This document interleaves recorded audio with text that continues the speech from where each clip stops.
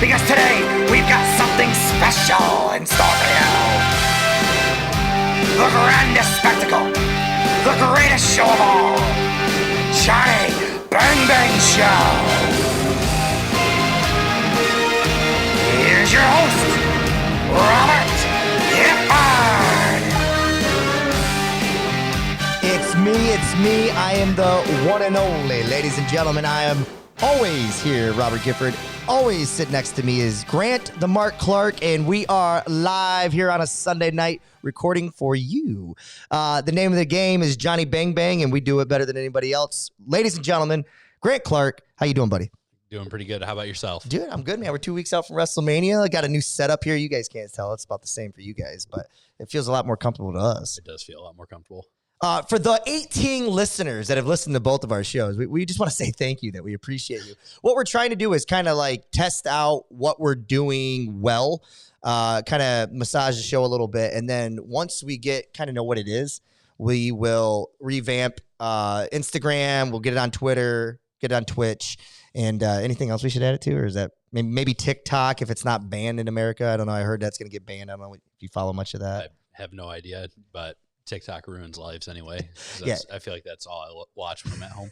I don't know. I'm enjoying doing these. Just we watch wrestling all week anyway, so getting to talk about it a little bit, kind of express what we're thinking. You know, if people listen to it, that's awesome. You know, it is awesome. And what's cool about it is that for those of you that have been checking out the show, leave us some comments. Who are you? Why are you watching? Why you listen? What are we doing well? What can we work on? Love to have the feedback, because we do want to build an audience when we are, you know, we get a little bit more ready for that. And we're going to start going 2 shows a week. We're going to start going live on Twitch, live on YouTube. We'll be a lot more engaging as hosts when we know what it is we can do on a regular basis. You know what I mean? And then we'll be a little bit more strict on our time slots. But yeah, man. Hey, 2 weeks out to WrestleMania. WWE Raw happened. Smackdown happened. We should dive into it. Let's get into our weekly recap as always. A lot of things took place, and a lot of definitive things took place this week. Really, I think, pretty much rounding out the WrestleMania card. I'm not sure there's anything left to the imagination that we don't know now. Yeah, there's only a few people that, I mean, we'll probably talk about later that we don't know what's going on with them. But the card is getting bigger, better, and you're seeing some of those matches are going to, if they're not by the end of this upcoming week, they'll be there right before Mania starts. Before we get into a recap of the Raw, I know that you kind of came on to wrestling in the ruthless aggression era, right? Yeah. And kind of that transition into PG. I was in wrestling in the Superstar era. And then that transitioned into the, the Attitude Era, which everybody, talks about and loves. And then you had the Ruthless Aggression Era. We were in that for a long time, and they still only had one night of WrestleMania. What are your thoughts on the 2-night WrestleMania? Do you like it? Do you prefer one long night? Or do you enjoy that it kind of pretty much takes up your weekend? I don't mind it being the 2 nights anymore. When they first started, I was like, it's kind of weird. But I am someone who has watched Wrestle Kingdom for New Japan, and they started doing that, I think, a year before WWE started doing it. And that one night for almost 8-10 hours a day, that's a lot. And you lose you lose interest way often pretty quickly. So, I mean, if it's 2 nights, if they can keep matches flowing pretty well, they're not, they don't all need to be 30-minute classics or anything like that. Right. But if they can keep it going, put the good matches we want to see, make sure night one ends with a good match too. And a good feeling, it could be a good feeling or a bad feeling, but like you feel good about WrestleMania. Yeah. So as long as they keep it going and it's not a snooze fest already, but if they can keep me entertained for those 2 nights, I'm okay with that. I thought they killed it last year. Yeah. I thought the 2-night venue was the best. The 2-night, it was the best that they did last year. You had Saturday night with, wasn't that, Austin KO, wasn't that Sunday night or Saturday night? Yep. So, and that was a lot longer of a segment than we ever thought it was going to be, but it was such a good segment, a good feeling, everybody, and it set up the second night of WrestleMania. I was at WrestleMania 35 in New York, and that was, I think, the longest on record that they'd had. We got in there. I think I sat down in my chair 3:00. And I was there, I like to get there a little early, get my food, just kind of absorb what it is, talk to wrestling fans, kind of do the whole thing. And then all of a sudden, the show, I think they had a pre-card show starting sometime around, I think that's a match that started around 6:30. Yeah. Maybe at 6:30 they had some matches happen. But you're sitting there from 6 o'clock to the main event didn't even start. Charlotte Flair entrance started at 12:01 a.m. So that thing didn't finish until about 12:30. And by that time, you were just, that was the best build-up for a women's wrestling main event. They main evented WrestleMania for the first time in history, and people were just dead by that time. I think they learned so much, and then the following year was COVID. So, and I even think the COVID era when it was in the PC, that was fantastic too. Doing the 2 nights, even with that, it worked very well. Wasn't that so? That was the first time it happened, right? Yeah, I believe so. And it almost forced the hand because I think people were talking about for a couple of years prior, you should go to a 2-night, and I think Vince was a little stubborn on it. And I think he kind of seen the success of it. First of all, you can sell more tickets because not everybody buys night 1 and night 2. Sometimes they can only go night 2. They can only go night 1, whatever it is. Maybe the locals do. You know what I mean? So maybe you have 100,000 people come to WrestleMania like they did at 32, but now you sold 150,000 tickets. Yeah. And you're still going to have even those people that are the diehard going to be at WrestleMania both nights. They're going to buy the SmackDown night before. They're going to buy the Raw after. So, I mean. Yeah, because actually at WrestleMania 37, the first one back from COVID, I went to night 2 of WrestleMania, and I didn't go to night 1. I'm not really sure why. Maybe it was a financial reason. I can't remember why I did that. But, yeah, and I would have went to both, but I went all the way down there to Tampa, and I only went to night 2. Maybe I couldn't get the tickets. Maybe by the time it was too late. I don't know. But anyways, man, WrestleMania is starting to shape up. Let's dive into those definitive things that we talked about. What happened this week? Give me Raw. What's the first thing that we need to talk about? Biggest thing is, following the Bloodline story, Kevin Owens has a street fight against Solo Sikoa, which turns into every match that I feel like we have with the Bloodline. It's going to end up in an interference by the Usos. Yeah. And still Sammy comes to make the save, but Kevin still isn't having any of it at this moment. So at this particular moment on Raw, KO is still, he gives this speech backstage that Kathy Kelly just says, I just want to do this by myself. Yeah. You know what I mean? I was doing it by myself before, and that's the way I'd like to do it. And then he warns Cody Rhodes to stay out of his street fight later that night with Solo Sikoa. So I don't know, man. I think I think we should just. This is how we should do this. We know what it is. Let's just talk about that storyline. Okay. All right. We'll get to the rest of Raw and SmackDown. Let's talk about what also unfolded. So then KO says that, and we get Monday Raw comes off the air, and we are still not sure what the hell is going to happen to him. Fast forward to Friday. And Cody Rhodes does not stay out of everybody's business. He's playing the counselor for them. Yeah, what do you think of that? Sammy and KO. Do you like the angle, how they've done that? I like that they're adding Cody into it because, yes, Cody's taking on Roman for the titles. And it throws back to when Cody had his promo with Roman, when it was just them in the ring. And at the end, Roman almost had to look like, oh, you understand the mind games I'm playing. Now Cody's playing them back where, yeah, he's trying to unite these two to take on the Usos. That and now Roman's got to think about that. And yeah, they might lose the titles. That's going to tear the bloodline even further apart. And cracks in the foundation, and Cody is at the helm or the head of the table, so to speak, of that table. I like what they've done with that personally. I feel like Cody Rhodes, the big thing that they've done well, and I kind of was afraid of it at first, was coming out of Montreal, coming out of Elimination Chamber. It was said, don't put Sami Zayn and Cody Rhodes in the same ring. Yeah. They've done it twice. And what's interesting about that is we all thought that everybody was just going to, because he was so white hot, everybody was just going to cheer so much for Sami, and Cody would kind of fall to the wayside, therefore making their WrestleMania match not against Roman, people not want to see it happen as much. I actually think they've done a really good job of kind of taking that head on and being kind of the middleman for these two so that he can just focus on Roman and get those two focusing on the Usos. Yeah. And then that way. So I really like the story. I think they've done a good job. I was a little afraid of if it would happen or not. And they got there. So, yeah. So going on this, Cody's being the counselor. Sammy is claiming, all this stuff that we've been rivals for so long. Even on the independents, we've done some harsh stuff to each other, but we've always came back. And KO is no, I don't want this. This is how I want to go at it. So nothing. Fans are still chanting "hug it out" at this point. Nothing happens. KO leaves. Sammy chases him to the parking lot. And making his one more plea, saying that they're we're more than friends, we're brothers. And Kevin doesn't say anything and kind of just goes off on it. And that's the whole speech about we've been through everything. It doesn't matter what happens. If you help me or not, I still love you. Yep. And then, so you have some backstage, stuff. Kevin Owens Sami Zayn talking to Caleb Braxton, weighing his thoughts. We get into the ring where we have Jay and Sammy in the ring, and they're fantastic on the mic. They had a good back and forth. It's still part of this. Some of the storyline still makes me wish that we'd get another run with Jey Uso, a singles run, because he's good. He is good. Do you think? Then what happens? The problem is what happens with Jimmy if you get that. You know what I mean? Yeah. And I think Jimmy's good enough to hold his own too.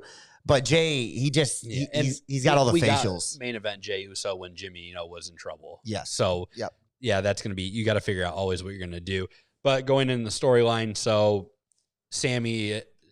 Jay's talking about how, he didn't like Sammy from day one. He's protective of his family, but one time he let his guard down, then they turned, and Sammy's pleading, saying, no, you don't have to make this choice, but you're choosing to let Roman push you and your family around, be the dictator. And pretty much a big line was, you're not mad that I hit Roman with a steel chair. You're just mad you didn't do it first. You didn't get to do it first. Which then, leads to a brawl. And Jimmy comes in, and then out of nowhere, what? KO's music hits, and he comes in, fights him off, hits a stunner, and then hits the pop-up power bomb, and Sami Zayn gets on his feet, and fans are chanting, "Hug it out." The hug heard round the world. They hug, and it was one of the loudest pops we've heard in a long time, especially for just a regular Friday Night Smackdown segment. You know what I mean? And then at the end, while they're standing in the ring, they pan to the backstage shot where Cody's standing facing at an angle at a TV. Yeah, the proud dad. Yeah. And he's smiling. So he kind of, and that makes it seem, he's getting what he needs to kind of take Roman down. So Friday Night Smackdown ends with what Grant just says. But once again, we have no Roman Reigns 2 weeks in a row. And I think it's right. It's so crazy when you think of it. You're like, shouldn't you have your champion on? And the answer is yes and no. The answer is yes if you are going to utilize it right. Because if you do it too much, you could make people kind of burn out on the match before the match even starts. I think there's no burnout. I think next week's Friday will be exciting. Or SmackDown will be exciting because I think, what do we got? 2 more Friday Night SmackDowns before? I believe so, yeah. So 2 more next before. Week and then the go home. That's going to be interesting, that go home, because they're going to have the Hall of Fame after that. Yeah.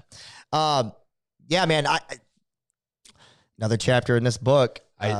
Where you at with it? I mean, I'm just happy we're panning it out because I actually thought it would go longer, that we wouldn't have this answer with KO and Sammy. I thought it was going to be until Mania right before. Like, Sammy would maybe they don't even have a match, and Sammy, this keeps going, and then I thought it was going to be 1-on-2 at Mania. Yeah, and then and in KO, whether or not he would throw the invitation out. If you love me, if you have my side, you'll be there. Sammy's music hits. He's sitting in the ring at Mania. The Usos are already out there.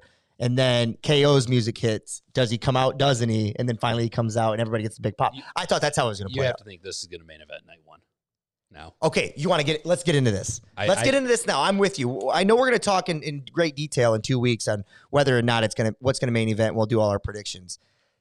You think this tag team match should main event night 1? And I think either outcome. I mean, yeah. I'm asking you, do you still, if you're the booker and the Usos, you're going to give them the rub, they're going to go over that night? Oh no, the Usos do not go over that night. Sammy. You seem so like that's not even a possibility. No, so the reason why is I think Sammy KO go, and then that the next day, because Cody and Roman we already know are night 2, they're going to main event that. You can have that whole kind of throughout the show. You going back into Roman's locker and he's, flustered. And I think that just builds more into the story. But if you do that, doesn't it guarantee that Cody will win the next night? I mean, in theory, you would think it would, but I mean, it's WWE. They're going to do.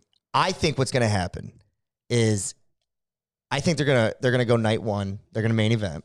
I think WWE is going to put the Usos over because Solo Sikoa will be the common denominator there. He'll be out there, like you said, and they won't have that third guy. Yeah. That will then continue the storyline after Mania with those four guys. They will either bring in an equalizer, not necessarily in like a triple threat or not trios match, but just somebody to be on their side, and then you'll get them at the next pay-per-view. Similar how... Or maybe you get him on the next Friday. They'll win it on Friday. Similar how the OC kind of brought Mia Yim in. Yes, that, exactly. Not as a... Just to be that Rhea Ripley diffusion. I mean, I understand. I see where you're going. That's where I see it going, only for the fact that I think WWE is going to want to leave it up in the air to get the most squeeze out of it on night 2 to see, is Cody going to... Does it not give you doubt now if you go to night 2 with Roman and Cody and the Usos just won? Now you're saying maybe they aren't going to take that belt off of them. Yeah. You know what I mean? I see what you're saying there too. Because here's another thing I want to throw out here. Do you think the Bloodline storyline's done? Because I feel like if the Usos drop and then Roman drops, that storyline is, I mean... See, and what's interesting about that is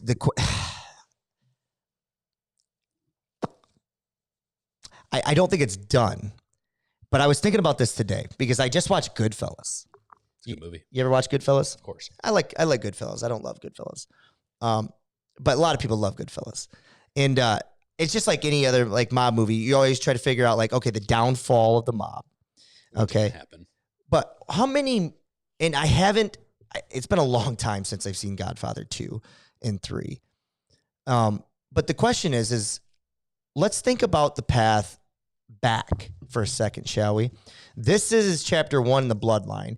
I don't think you can get rid of the bloodline.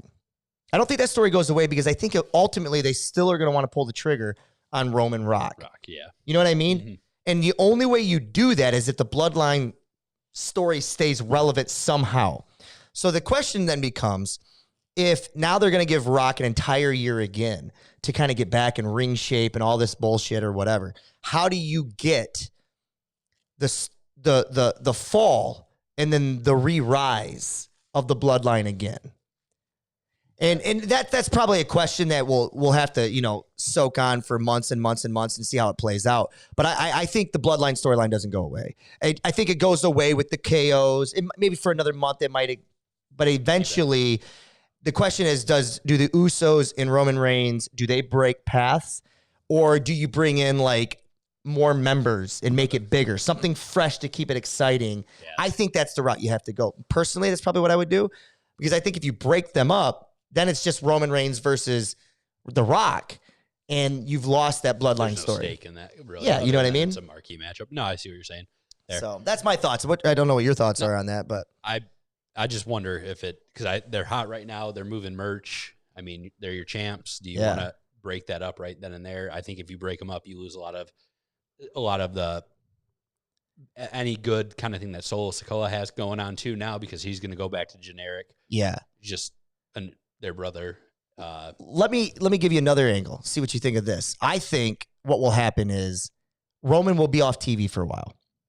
Right. I think we can all agree with that. We'll all agree with that. And I think that's coming. Usos will continue to be on TV, but Roman will be gone.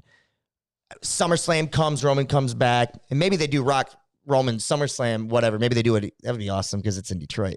But anyways, maybe they don't. Maybe they wait until a Mania because it feels like that's a Mania type thing. Match. But anyways, I guess where I'm going with this is if Roman's off TV and you just have the Usos on TV right now, the bloodline story is still there as long as there's no like definitive breakup or anything like that. The moment, like they can always allude to Roman's pulling the strings from behind. Yeah. You know what I mean? But like the moment he comes back, there they all are in the backstage area again. You know what I mean? And you could always talk about, we got to get this back. You know what I mean? Because time makes the heart grow fonder. And I think we will kind of forget a little bit about how we just lost to Cody, how they just lost to the Usos or the KO and Sammy. So that's where I'm at with it. I think the bloodline will be healthy and happy. It's just they ain't going to be champions no more. I hope so. Give some new champions. All right. So let's go back to Raw. Yeah. Let's go break down what we got with the rest of it. And we're going to talk about this later. Raw and SmackDown seem to have a lot of kind of irrelevant matches leading up into your biggest pay-per-view. So I'm going to hit on just kind of the bigger ones that kind of more associate with WrestleMania. Okay, let's do that. Edge opens this show challenges Finn Balor to his match, he accepts Finn Balor's match and then ups the stake by making it a Hell in a Cell match. Hell in a Cell. So we get a I Hell don't in know a if that Cell. was Edge or Vince. I don't know. I kind of got think confused. it was a little Vince on there, but I mean, I'm excited. I kind of hope they don't. I hate the red cell, so I kind of want them to go back to the old school. Oh yeah, cell. yeah. Did they go? Oh, you're right. How long have they been? Wait, when's the last red cell we saw? We just had a Hell in a Cell match, didn't we? Red. It was red. It was. Yeah. It's been reds for like the last 5 years. Oh, and I hate right. it. So that's a big one right there. Another one with WrestleMania. Hey, let's go old school. Let's go blue steel cage match. Oh, geez. I love that steel cage. It It's a great look. King Kong buddy. Oh yeah, Hogan WrestleMania 2. Love that. All right, another one. Brock Lesnar. Well, hang on. Let's. Is there anything there? Did you like the? I forgot something too. Yeah. Finn Balor ends his thing by mentioning about demons. Oh, that's what I want. Exactly. So exactly. We potentially have the demon come back. I think it's gonna happen. And the demon now, Roman beat the demon. So the demon isn't that. The moment Finn Balor becomes the demon, he's an automatic win. Yeah. So I'm more excited to see kind of where this is at. Because it used to be whenever he was the demon, Finn Balor's getting the win here. And it's probably going to be quick. Yeah. So now if he does do the demon, which I hope he does. I kind of want to see how it looks with the judgment. With the judgment, the purple and yeah. So I'm with you, dude. I think that's going to be a gnarly match. I think that's exactly what that match that feud needed. Yeah. Give us closure. I think Finn's going to win. I know we'll talk about predictions later, but it's just right now, Judgment Day's working. It's like the only time Finn Balor's been exciting since before he got hurt. Yeah. And Edge don't need it. And Edge's whole point was to come back and get young talent over. So I think we're where we need to be. All right. So Brock Lesnar and Omos come face to face in the ring. Omos. And pretty much they stare down and they end up going shake hands. That's really it. Yeah. And then they have a little scuffle that leads to Omos throwing Lesnar out of the ring. So this got shit on really bad in the internet. And first of all, I got shit on because you and I a couple weeks ago, we were talking about whether or not Brock Lesnar should be fighting Omos, right? Yeah. And I want to break this down for a minute. I want to get your thoughts on something. What were AEW fans, what was their big gripe for the longest time? Why did AEW come about? What was their big gripe about the way WWE books their young talent? They squash them pretty much. Well, they don't even highlight them at all, right? Every WrestleMania, we get more legends come back and they shit on these guys and they take away matches from young talent. You got Brock Lesnar versus Omos. Freaking Omos, right? Who's your next giant? But here's fans shitting on it. Yeah. So this is what I'm talking about. This is not just AEW fans, but like just marks, the nerds of the internet, which we are. But like I try to bring it from a more rational perspective. Yeah. That's what we try to do here. It's like they shit on this, then it's like Brock Lesnar's trying to get young talent over. Now, he's not going to get over. Yeah, he's going to be enhanced talent. I'd be totally shocked if Omos won those. I would be shocked too. And I mean, the thing is, Brock always wins in the end. But he does put over like when Daniel Bryan had his match, when Balor had a match. He sells very well. So, and I think he sold this too, getting thrown out of the ring. Yes, Brock Lesnar landed on his feet. Yeah. But he still had that shocked look that oh man, this guy manhandled me. That's the most offense Omos is going to get in. You know what I mean? Like he's a limited skill set guy. He's a big guy. He's slow. And this guy shit on the internet because they said it was a botched over the top. He didn't get him on the first one. He got him on the second one. It wasn't that bad. I actually enjoyed the segment, and the fans were chanting "Holy shit" at the beginning of it. Yeah. So, but the size difference is crazy, isn't it? That is crazy because Brock Lesnar is a big guy, and Omos is even bigger. Yeah, so even bigger. Anyways, all right. Match. I mean, so Cody Rhodes beats LA Knight, and that really was just Cody Rhodes cutting promos. Yep. Another one.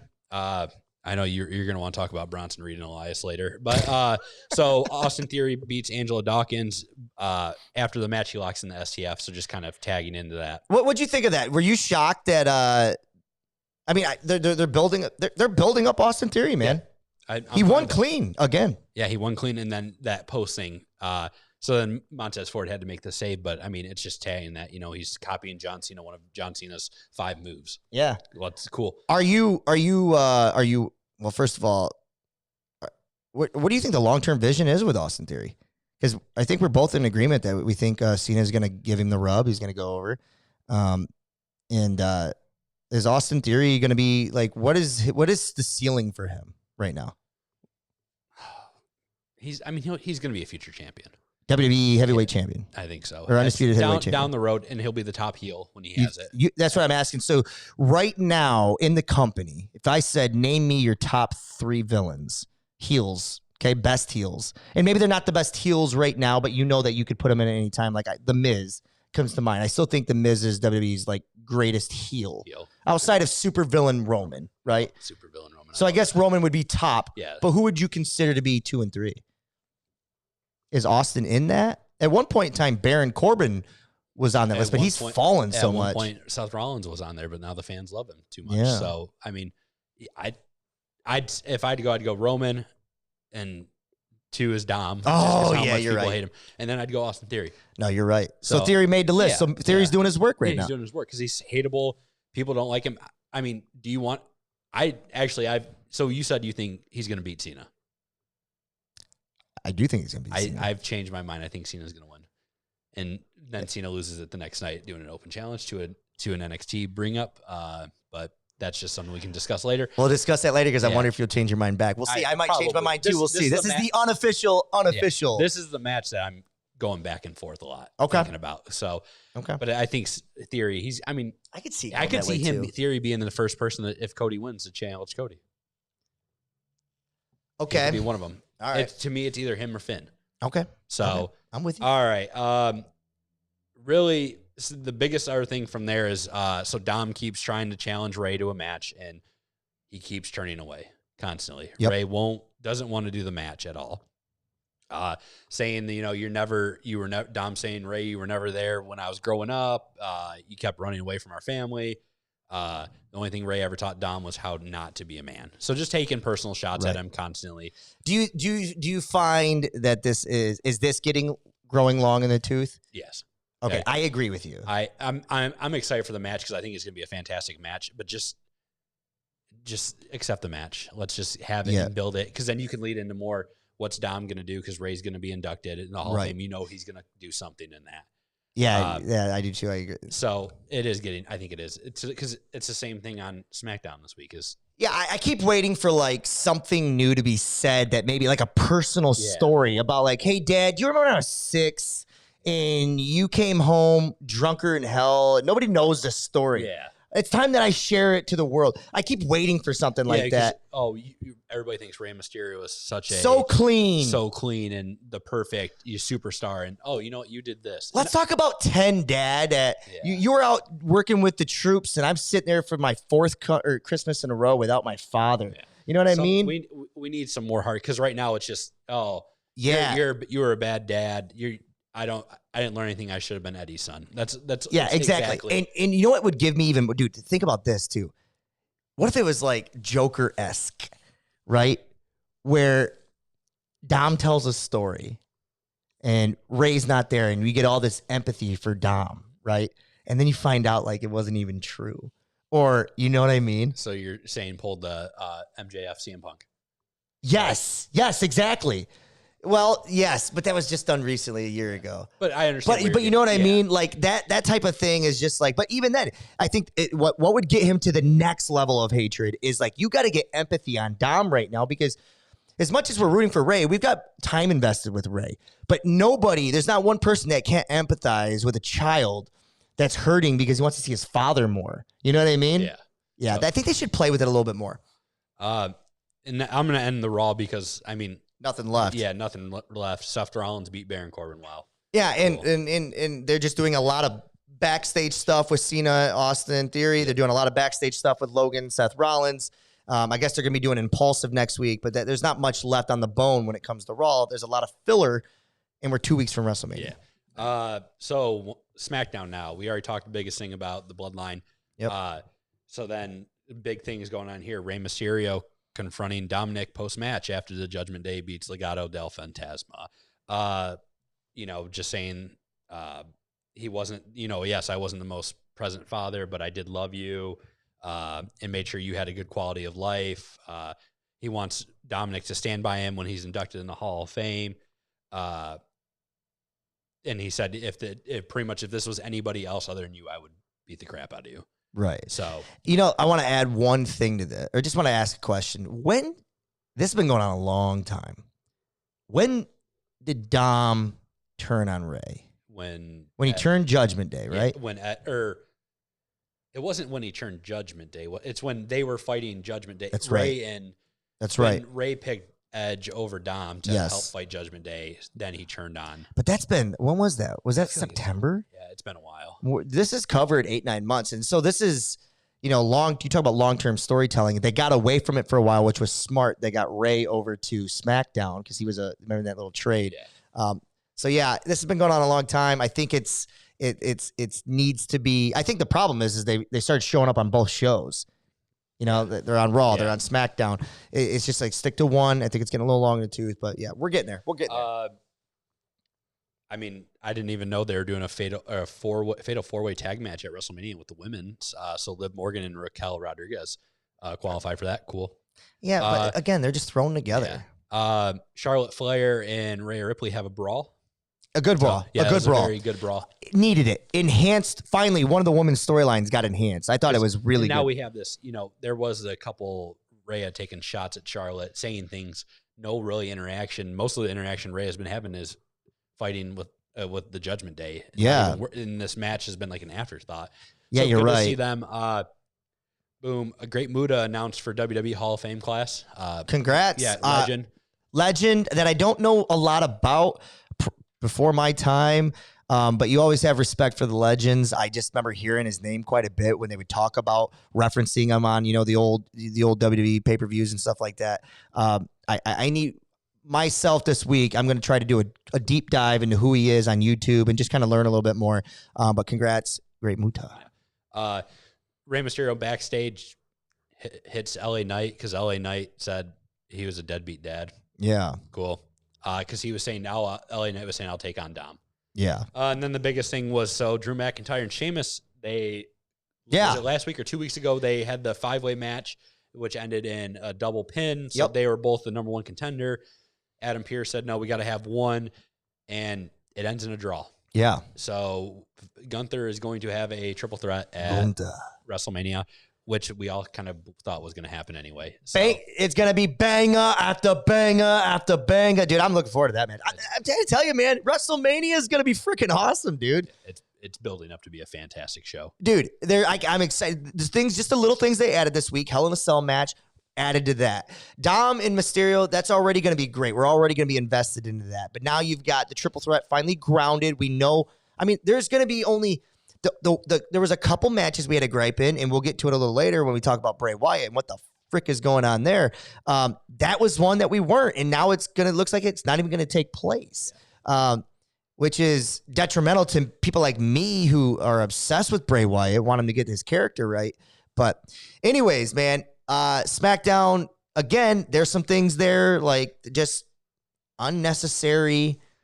Not really building to anything. It was like filler. Just filler for 2 weeks from the biggest show of the year in wrestling and pro wrestling. All right, now we're on to my favorite time. It's not NXT yet. So we're gonna talk about Dynamite. Dynamite last week was the follow-up show after Revolution, and a lot of people are saying arguably one of AEW's worst shows. Yeah. This week was a fantastic show. Yes, it was. It was a good bounce back week. So taking place in Canada, so that kind of was a center of a lot of things. But to start off, MJF has his bar mitzvah celebration. This was fantastic. So let me see your phone. Yeah. I'm gonna do the recap for you, and then that way we can get more of your thoughts on this. Tonight's episode of AEW. Where were we at? Were you? Rebar mitzvah. Yeah. It starts off with. MJF, cut my music. We are here to celebrate most important day in recorded history. He comes out wearing the just like the goofy looking glasses hat. He's really buying into it, which plays a big part. The glasses. Not many people, and they'll talk about it later. But Jungle Boy Jack Perry comes out, interrupts the celebration. He gets ready to talk. Then all of a sudden, Sammy Guevara music's hit. He's coming out. Finally, we get Darby Allin comes to the ring, and now we've got this setup in this ring where each man's into a corner. The pillars of AEW. It was only, I mean, it was bound to happen at some point. Like this? I mean, I thought, down the road, at some point these four guys are going to have something to go for the title.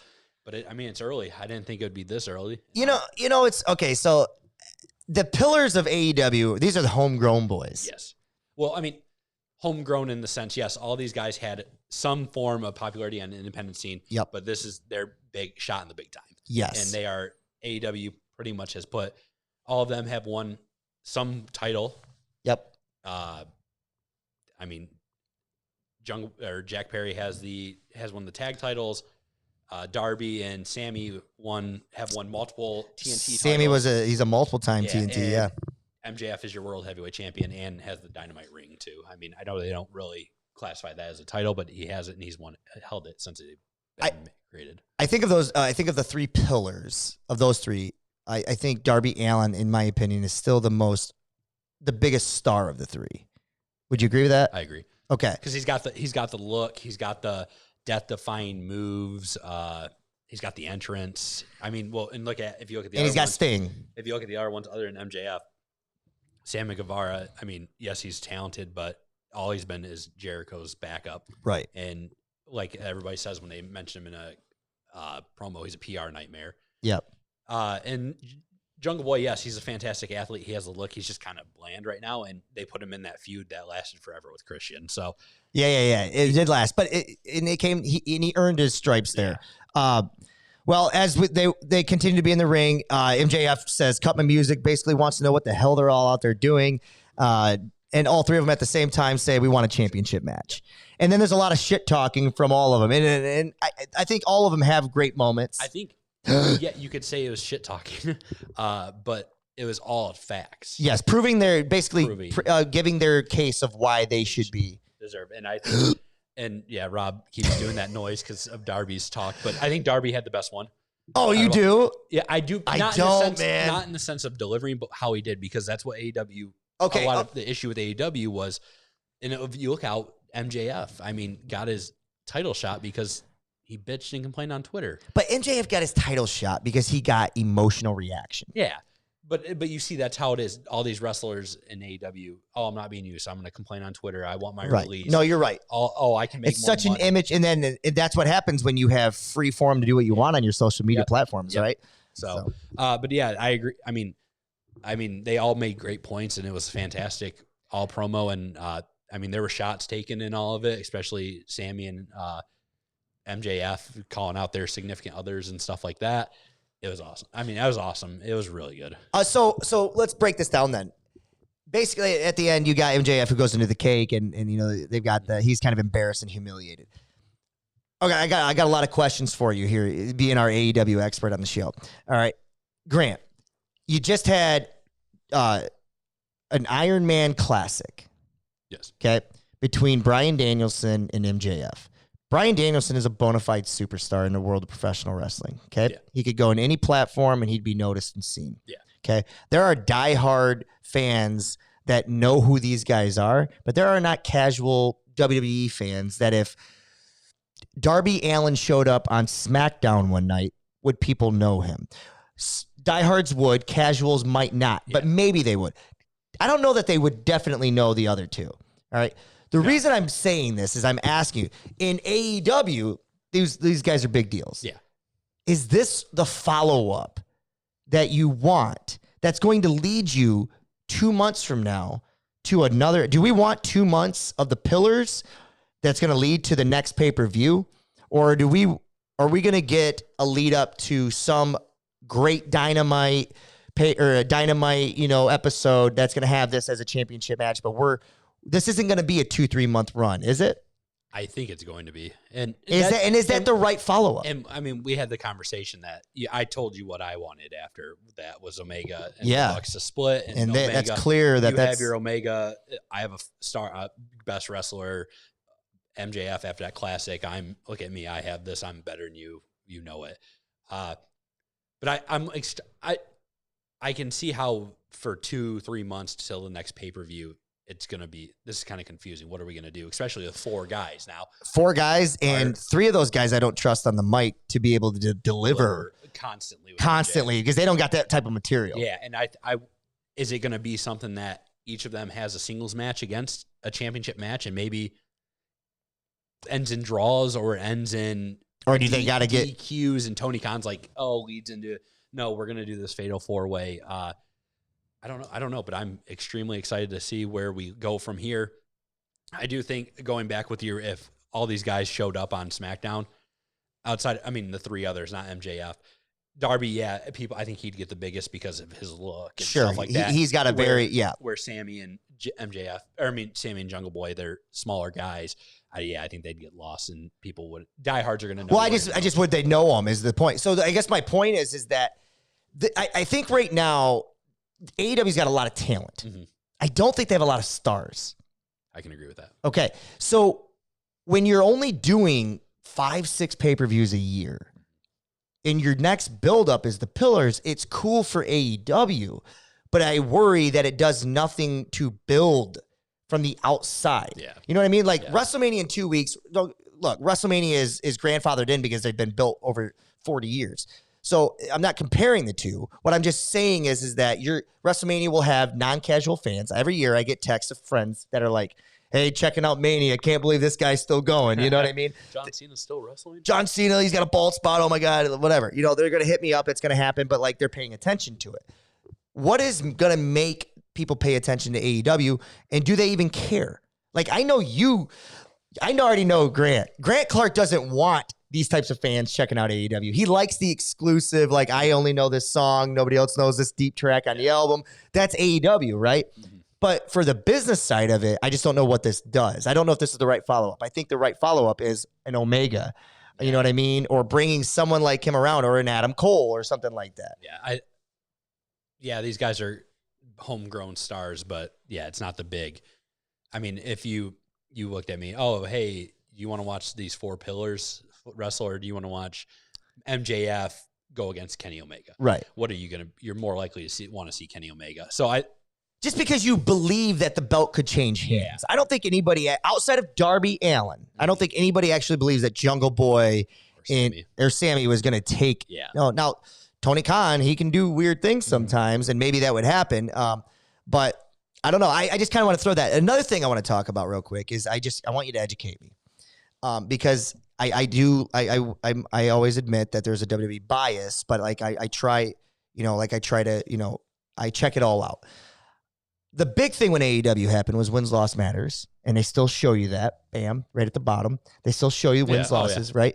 So-and-so is undefeated in 2023, all this stuff.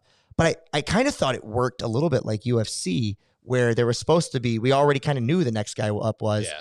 Did they just completely abandon that? Because they used to have weekly, they'd post like a rating. Yeah. And I don't know the last time I've seen it. It's probably been a year. So that we are removed from that, can we just admit that AEW is just professional wrestling the way WWE is? Like, WWE isn't evil anymore. Yeah, no.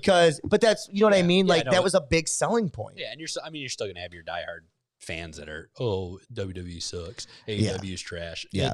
Which I don't know why anybody. It's wrestling. Just enjoy it. Don't think too much about it. Okay, I just wanted you think they've abandoned that kind of okay?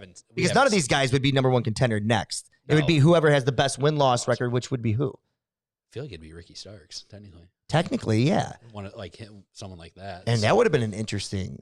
I mean, they had their match already, that little match, but it was a Dynamite. It was match. Exactly. Like, give Ricky Starks the big pay-per-view he deserves, especially now that you've kind of built him up a little bit. I'm all that being said, I still am not writing this off. I still am excited to see this. I think the fans are going to love this. Oh, yeah. I just don't know if it's going to be a 2-3 month build to the next pay-per-view, or if it's just going to be a filler, kind of while WrestleMania is getting its moment right now, kind of while, WWE is kind of getting a lot of the spotlight, and they're going to for the next couple weeks. I just wonder if this is going to build to an exciting Dynamite. You get that great number, that one-time rating, and then what will be next? I wonder. I think it's just going to lead to a blood and guts. They're going to do a Dynamite pay-per-view, Blood and Guts, and just try to. I mean, You've been saying that. Yeah. Well, now I think we get even more with what happens for other matches. Yeah. All right. Anything else you want to add on that? No, I mean, fantastic thing. Darby Allin, as he said, is the worst businessman in wrestling, which was funny, and I enjoyed it. It was one of those things that I didn't watch it live, but my phone was blowing up from people being like, "Dude, you got to check it out." So I instantly hopped in, rewinded, tried to find it. It was awesome. I did like his line at the end though, where he talks about, "What am I going to do about it? I'm going to go complain on Twitter. I'm going to go complain on Twitter. I'm going to put you in a headlock takeover." That was good. It was good. After that, we had trios match. Now, I am going to go on record right now and just say that the trios in AEW is my absolute favorite thing that they do. Yeah. I think, and now they're really showing what you say, some long-term storytelling. You got Hangman Adam Page in the Dark Order, Evil Uno and Stu Grayson. Who returning Stu Grayson? The returning. He left the company and now is re-signed. And the Blackpool Combat Club, John Moxley, and then the world champion, Claudio Castagnoli, and pure champion, Wheeler Utah.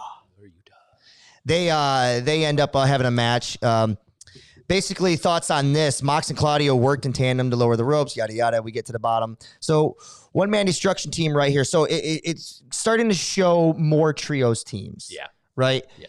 Where are you at with the Dark Order? Is it time to just be done with that, or are they serving their purpose right now? I mean, they're serving their purpose as that, because this whole story right now until the end of the night, pretty much. Because technically, I think this was the main event, so it's out of order. But that they were, or no, the trios title one. The other one was the main event. Sorry, this is trios match. My bad. So they're playing their part as helping Adam Page, and yes, long-term story that the Dark Order, when Brody Lee was in charge, he wanted to recruit Adam Page. Yep. Brody Lee passes away, sadly. Adam Page is kind of the de facto leader, even though he's never truly a member. So they're serving that job. I think after this, once we go into what we'll talk about later, I think they're going to disband. But because right now, what is it? You have, and that's left in the Dark Order is Evil Uno, and now Stu Grayson returning, right? Who in the indie scene were the Super Smash Bros. Mm-hmm. They'll continue their tag team, and then you have Silver and Reynolds, who were the Beaver Boys, which is an awesome name. They'll go and be their tag. What I think AEW is trying to do with this is they're trying to deepen the trios roster a little bit, right? But I don't really. This is kind of my problem with like Liv Morgan and Raquel. Like Adam Hangman Page has no reason, in my opinion, being in the Dark Order, near the Dark Order. To me, I get why what you're saying, but like at the same time, it's like it just doesn't make sense. It doesn't fit to me. You know what I mean? Why is a cowboy with a Colt? Yeah, you know what I mean? It just doesn't, aesthetically, I guess it don't make any sense. But like they're trying to kind of deepen the roster a little bit. Yeah. Where the Blackpool Combat Club, that makes perfect sense to me. Mm-hmm. You know what I mean? Well, I mean, and one thing about the trios title I like, especially when I first got introduced to it, I mean, New Japan has theirs. Yep. But the biggest one I got introduced to was from Lucha Underground. Okay. You ever watched Lucha No. I mean, I've watched it a couple times. That was a thing. Those were teams that were, yes, I mean, they're all luchadors in the sense, but they were kind of thrown together teams. And I think the trios title is one where I've let you know, and I hate when tag teams are just thrown together groups. Yeah. The trios can get away a little bit more with that. Why is that? Because there's less stables, less. Yeah, and it's less of like it's not like when I think of a tag team, like I think of the Acclaimed, the Guns, like FTR, teams that, that's what they do. But the trios match, in all honesty, is just it's a demolition derby. The rules are never enforced in it. So let all these people that are talented just go at it. Yeah. And I'm not caring much of, they hit their tag team finisher or anything like that. I'm just kind of here for you're here for the chaos. Yeah. All right. I can accept it. I don't particularly care for that, but I can accept that. Anyways, after that, you had the TBS Championship Canadian Open Challenge. Which, I mean, Jade Cargill versus, I think it's Nicole Matthews, right? Yeah. It says. So Jade Cargill said she wanted the best that Canada had to offer, and Nicole Matthews comes out. But don't really know much about Nicole Matthews. Good for her. Got beat, which everybody thought, but led to a big moment. Jade calling being like, "Is this the best you have?" By the way, Jade is still undefeated. Yes. Has not been beat. I'm not even sure that they hit that enough. Personally, I would be blowing that up even more, like Goldberg style. Yeah, no, I think they mentioned they have the little graphic at the bottom, and then whenever she wins, they put it up on the screen. Yep. But leads to debuting Taya Valkyrie, who was, I mean, that's the worst thing I think about social media at this moment is she left Impact last week, and yes, Impact's way behind because they tape everything. Yeah. So you'll still see her, but it was not. Oh, she's leaving. Where is she going? Exactly. To AEW, but to see her, that's a bigger boost to the women's roster. Yep. Well needed. And like I was saying, I mean, I don't know where she's going to fall, but as we've talked about with the whole outsider women's thing, I think it's going to lead to a blood and guts. Is Taya going to join Ruby and all of them? Yeah, and what do they call them? Like the I think they call them the outsiders. The outsiders. Yeah, which okay. I don't know if I like that. Yeah, so misfits something, you know, so whatever. Just, where is that going to lead? And they're going to put on. I mean, Taya had a match on Rampage, won. So I think that's going to be a fantastic match. It's going to be Jade versus Taya. I'm excited to see it. Still don't think Jade's going to lose for a long time. Yeah, are they going to? I don't think Taya's going to be the one. Yeah. You know what I mean? But like it does keep, it does keep fresh meat in front of Jade, which is needed. It's going to build up. I mean, Taya's a veteran and she's fantastic in the ring. It's going to make Jade even better. Yeah, too. And Jade's gotten so much better from her first few matches. Oh, incredibly better. And I actually think she could be. I think she's on her way to being a star. Oh yeah. All right. After that, Tony Schiavone interviewed absolute Ricky Starks in the back. Just asking Juice Robinson, let's fight. Okay. The debut of QTV. I don't even want to talk about this. I hated this. It's pointless. I don't. This is a big deal, though. I mean, the QT Marshall is the reason Wardlow is no longer champion. I just don't care. Because when you watch that segment back, how much time is it actually focused on Hobbs?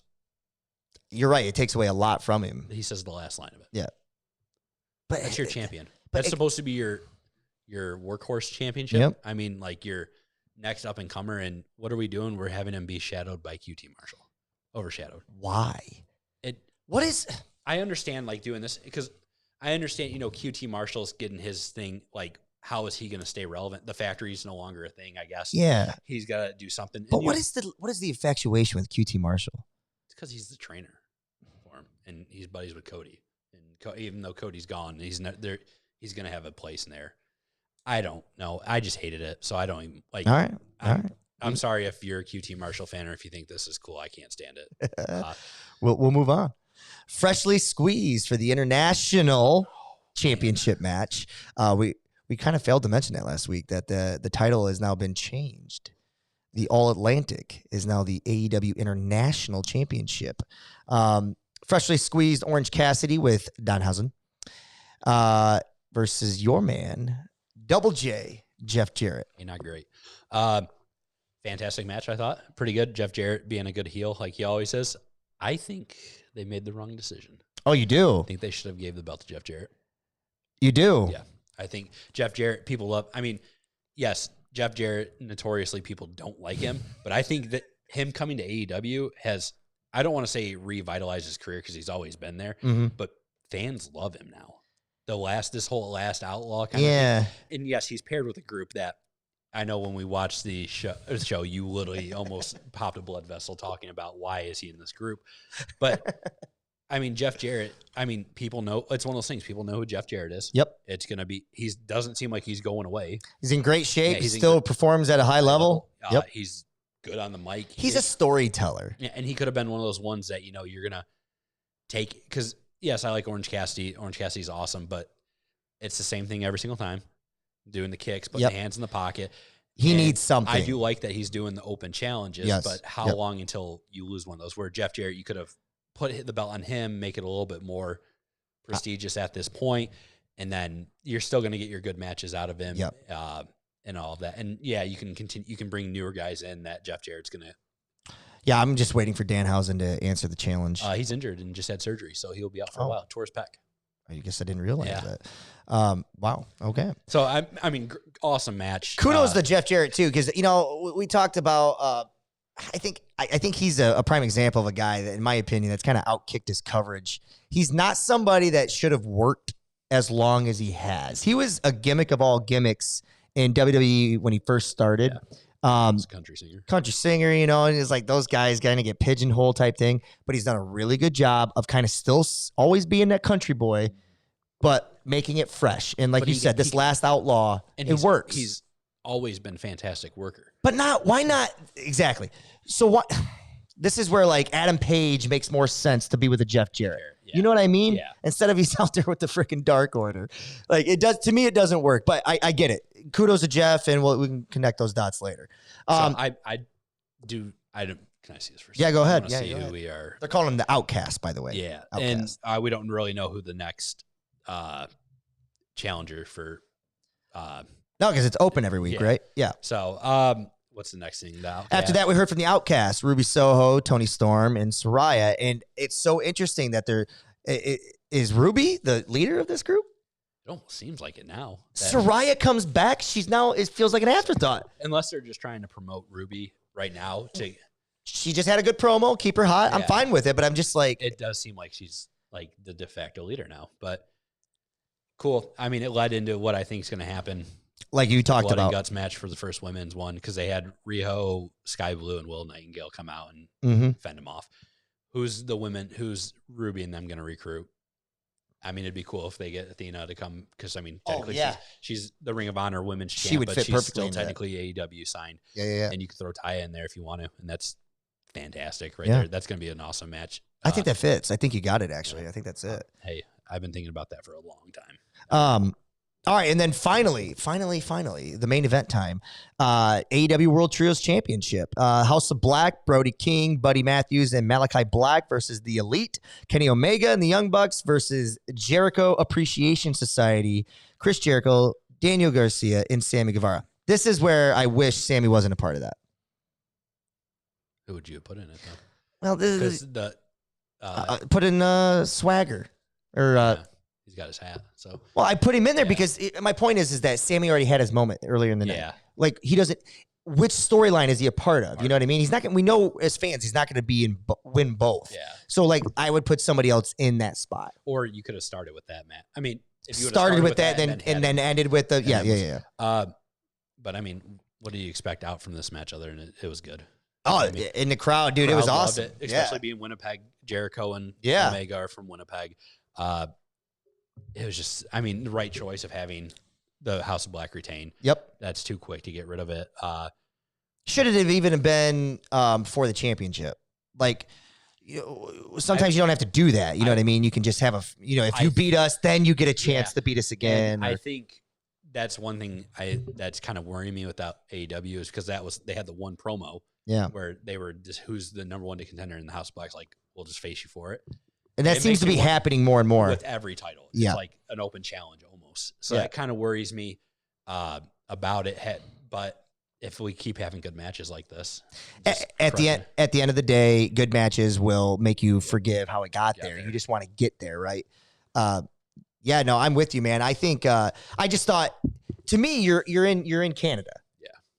You make this not for a championship, but like if you beat us, you can get them to go over. Yeah. You know what I mean? You can get JAS to go over, and then now all of a sudden you've got a match between JAS and the House of Black again. But I think from this, we're going to because I mean, one of the first matches in AEW was Kenny versus Jericho.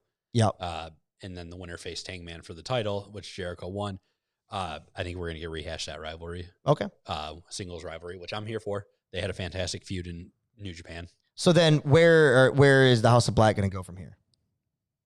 Who knows?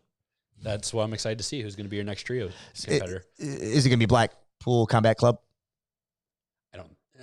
I think it has to be. I think that was the whole reason they fought. I think they're going to get there. It's just hard because what happened after it. Now, where do we go with that? Are we going to lead? Are they going to be entrenched in this feud with the Elite? Are they going to? What is that going to lead to? Or are we? I could just see them throwing random trios at the House of Black for a while. Oh, I'm gonna hate that. I know, but they'll be good matches though. That's good for you. Think about Top Flight versus them. in Top Flight AR Fox. Yeah. I mean, yeah. All right. Yeah. Anyways, So- but that was your show. So Yeah, biggest part at the end biggest though, takeaways, yeah. was Blackpool Combat Club or Hangman comes down. I think something happens. Hangman's coming down, so is Blackpool. They fight. Hangman gets in the ring. 3 members of Blackpool Combat Club slide in or face him, and then behind him are Omega and the Bucks, tying back into and they stand there. Ooh, I hit that. Sorry. right. Hangman doesn't notice that they're behind him until pretty much after. He never turned around actually until after it went off air. So they left with the image of him looking forward, not noticing not turning that around. they're behind him. So where's that going to lead? Because right now, You're right. If So the league comes back, we got 4 right there. Blackpool Combat Club needs 1 more, and you could have a blood and guts match right there. Yeah, which I think that's going to go too. I think you're right. This is what it's leading to. My issue with that is, I mean, I guess we'll just have to see what happens. But like right now, you just have nothing on the horizon for the House of Black. This is what I feel like they do too much. They press go on someone, and then they hit the brakes as soon as they get them there. Wardlow got him going, brakes. Yep. You know what I mean? I think they've done that a couple times. I don't know. We'll see. I just don't have trust that House of Black will be relevant in 2 weeks, but I hope I'm wrong, and we'll see what happens. They'll cut their spooky promos for a while, and then something will happen. Who's knocking at the door? Who's knocking at that door? That was AEW Dynamite. Now, anything else you want to talk about? We've got NXT 60 seconds. We gotta have our 60 seconds. He literally writes NXT 60 seconds on there. Let me get my quick thing. I'm going to give you the clock. Go ahead. All right. So biggest thing NXT Gargano feud with Waller attacks Gargano at his house. Pretty good. Pretty Deadly loses against Gallus for the tag titles. Boom, boom, boom. So the whole thing, the feud with Roxanne Perez, her being injured, yes, now she is giving up the title, and they're going to have a women's ladder match at Stand and Deliver. So Zoe Starks qualified for it, and I believe someone else did as well. I just want to make sure I get that before I'm going to go over the 60 seconds. It's not showing. I can't find it quick enough. Yeah, really just a couple good solid matches throughout the whole show. NXT, this is another week in a row that NXT has actually been really good. So good for them. Keep it up. You're getting closer and closer to being like the black and gold brand. Yeah. But it's going to be weird to see after, because I think a lot of their studs are going to go up to the main roster after Mania. So especially Breaker and Hayes. Oh, you think they're going to pull the trigger on Breaker? Yeah, they're definitely going to pull. I think Hayes is going to take the title because I think it's his time. Breaker goes up, and then I think Hayes comes up not too long after that. You might be right. Because there's already talk that like Cameron Grimes is coming up soon because he's recovering, and some of these guys are already their main roster bound. I'm just ready to see, we talked a little bit, like Bronson Reed is up. What are they doing with him? Are they going to do anything with him? I personally, I don't need to see him do anything with him, but like, I think he deserves his day in the sun if they're going to bring him up. If not, he should have just stayed down and just asked ourselves, like, is this guy ready? And if, like, the whole point of NXT to me is it's the minor leagues. Yeah. If somebody is a star, bring them up. Mm-hmm. You know what I mean? If you think they can, like, work well with someone in a tag team or something like that, bring them up. But, like, if there's not a vision for them, don't just throw them on there to see if they get over. And then I think it was like 2 months ago, I read something that Triple H has reformatted everything to the point where he's given everybody 2 years. You guys all have 2 years to get your asses over. And if you don't, you're done. We move on from you. And I think that's what you have to do. It's best for the business. It's best for those guys. Like, Drew McIntyre, he left, worked on his gimmick, came back. Cody Rhodes left, worked on his gimmick, came back. You know what I mean? It's better for those guys. And I actually think these guys in AEW, if they ever do come over to WWE, they'll be better off for it They'll be better off as wrestlers because they've been getting that work in AEW, which is a step above NXT, as it's on the same pace or the same level as WWE when you're getting high quality production, you're touring the road, you're getting matches all the time. I don't know. I just like to see NXT. If you're going to send up, Braun Breaker, What's the long-term vision with him? Cena wins. Breaker takes title off Cena Ooh, night after Mania. You're going to do that right away? Yep. You're doing that right away. And then you got Breaker Theory beefing for a while? That or Theory goes up. I think Theory is your next your number one contender for the I'd like to see the United States Championship just always be an open challenge every week. Just every week, whatever. It's like the TNT title. It should just be an open. That's why I like the now international title with Orange Cassidy, because it pretty much is every week. Every week it's an open. Yeah. NXT in NXT, the North American Championship with Wesley, every single week it's and now I think they're playing too much that everybody's racing to the ring who's going to get in there for it. Side note though, Wesley, they're going to defend that I think also in a ladder match, a 5-way ladder match, that title, which I'm here for that because and Wesley gets to pick who's in it. Ooh. So that's a cool idea, but all right. I don't want to hold up too much on that. So well, you went about 3.5 minutes too long on NXT 60 seconds there. It's growing on me. Ladies and gentlemen, wrestling what the fucks is what I'm calling this segment. I don't know what to do anything other than that. There's been a lot of rumors right now. I just want to get this off our chest and while we're ending up the show here tonight. Bray Wyatt is one of my favorite wrestlers, and he's not even a wrestler. Bray Wyatt is one of the best gimmicks, characters, whatever that they had back in, I think, 2013. I think he debuted. The Wyatt family, the clan, I think it was so different. And they had their run with it. And I still never thought that they ever truly got to the pinnacle of what that run should have been with those guys. I would have loved to seen Trios Championship back in that time with the Shield. And, we talked about that a little bit last week. Bray Wyatt then goes away, comes back as The Fiend. I love that gimmick. The problem is they pigeonholed him to the point where I thought he should still wrestle as Bray Wyatt and kind of like Finn Balor does with the Demon.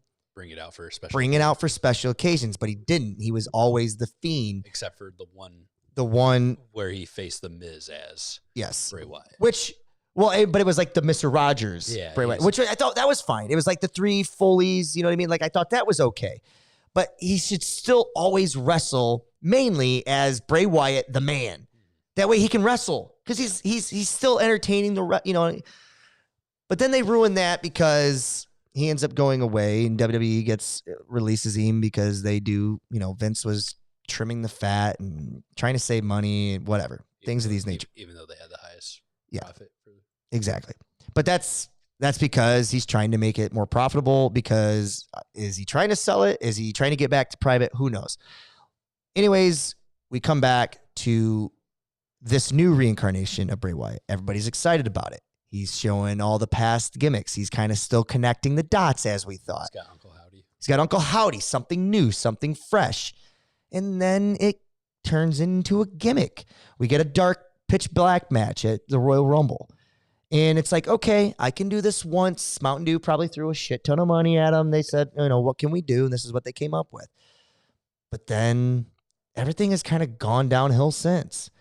I don't know what the hell has happened. I don't know what is going on. There's rumors now that WWE and him creatively, he does not like what has been done with Bobby Lashley in this feud. Rumors he's injured. There's rumors he's injured. And I don't want to speculate too much on rumors because who knows? There's so many, dirt sheet people out there that just throw things. But the bottom line is that this is 2 weeks in a row with no Bray Wyatt on SmackDown, no mention of this match. And we're 2 weeks away from WrestleMania. And what the hell is happening with Bray Wyatt?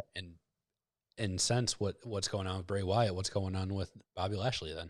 Because if that's your match, you're not going to have Bobby Lashley at Mania? Bobby Lashley tweeted, and this is more fuel to that, more evidence basically that Bray Wyatt is not going to be at Mania, is that Bobby Lashley tweeted today, or maybe it was yesterday, I don't remember, but I don't care who it is. I will not be denied my WrestleMania moment. I'm ready for whoever and whenever. That's it. That's proof right there. Yeah. There's no tweet coming if you're fighting Bray Wyatt at WrestleMania. Yeah, it's weird. You bring back Bray and you want this weird character, all this stuff, and I don't know if it's something with creative. This dude is brilliant.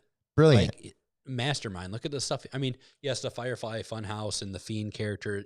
Yeah, some people it's not for them. I loved it personally. Yeah. But look at the stuff he did with I mean, when he did the Firefly Funhouse match with Cena, That was awesome. that was him. And that was and that was him. So here's my question though, because I thought, and maybe I was wrong, but I thought I read somewhere that WWE and Bray Wyatt, when he came back, Bray was given more creative control. Yeah, he was. So who does this fall on then, Bray?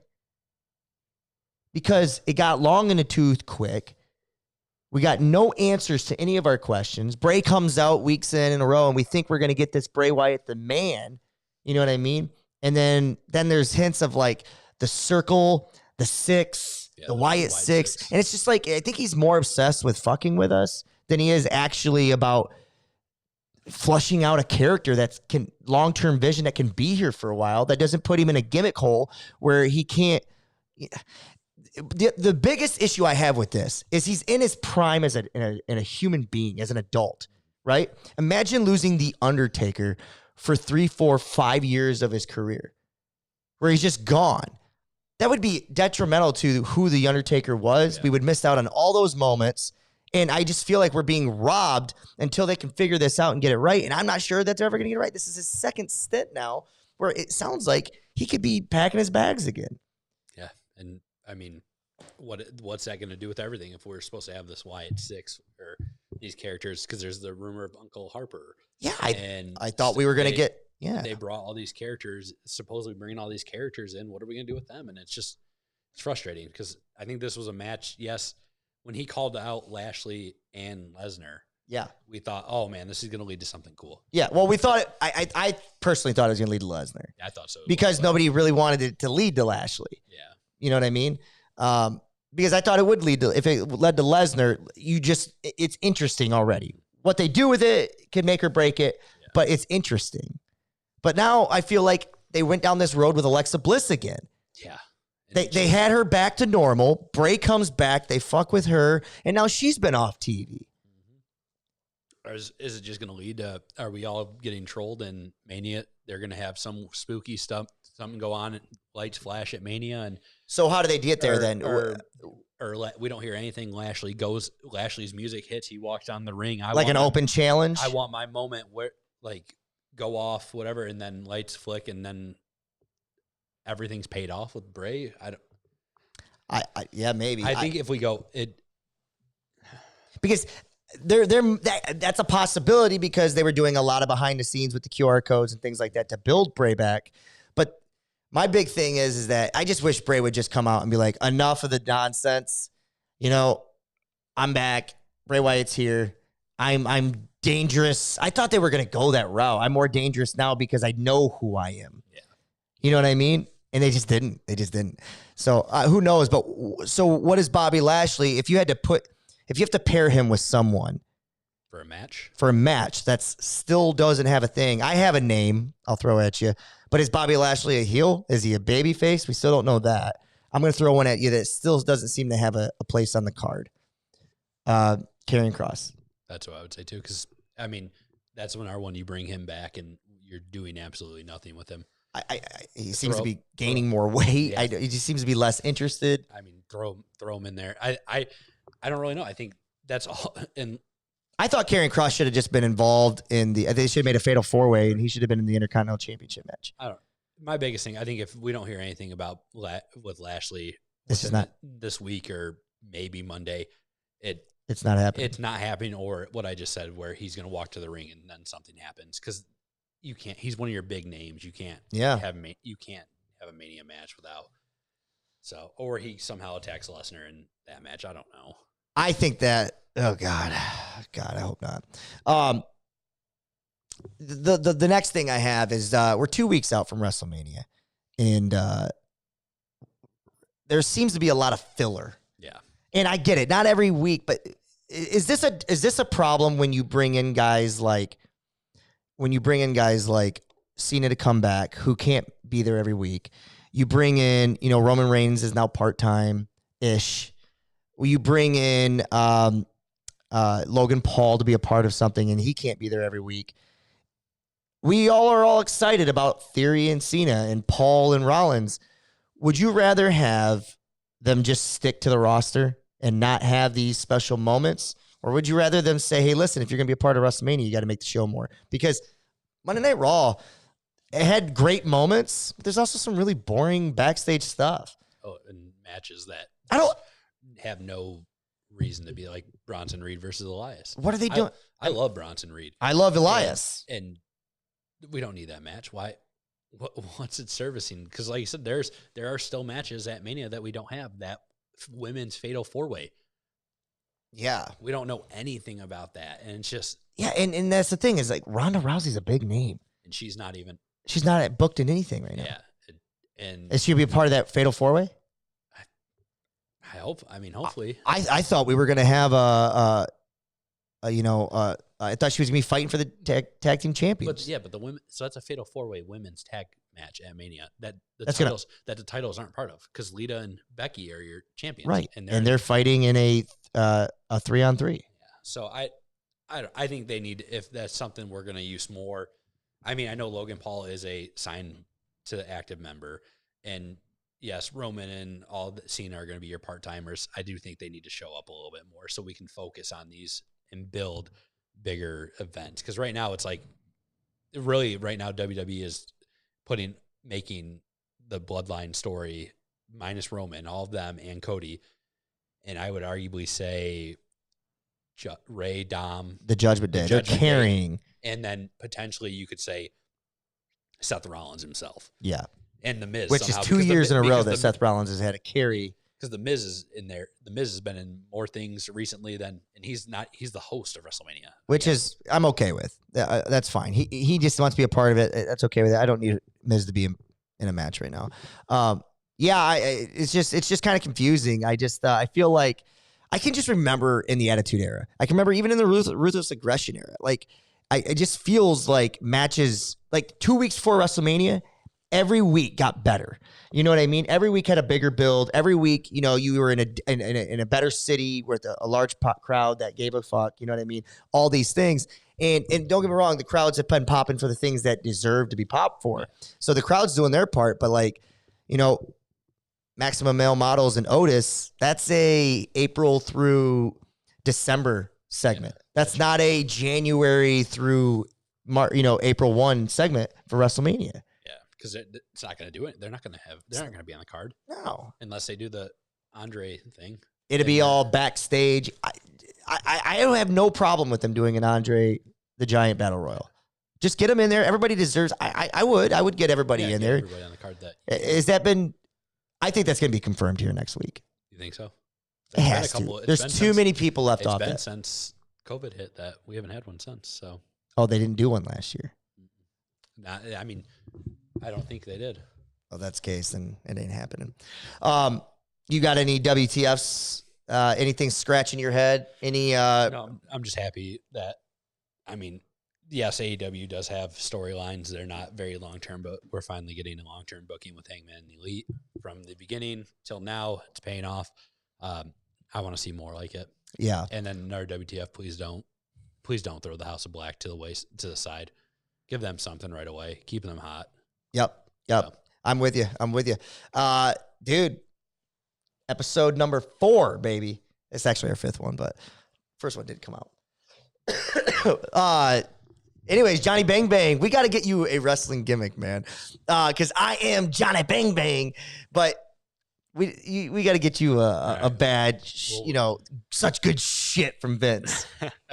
Think about what it could be next week, or maybe we'll leave it up to the when we start getting an audience here. Maybe they can pick your name. As always, guys, Grant, Mark Clark, Robert Gifford here, Johnny Bang Bang. We will see you guys next week. Holla at you, boys. Peace.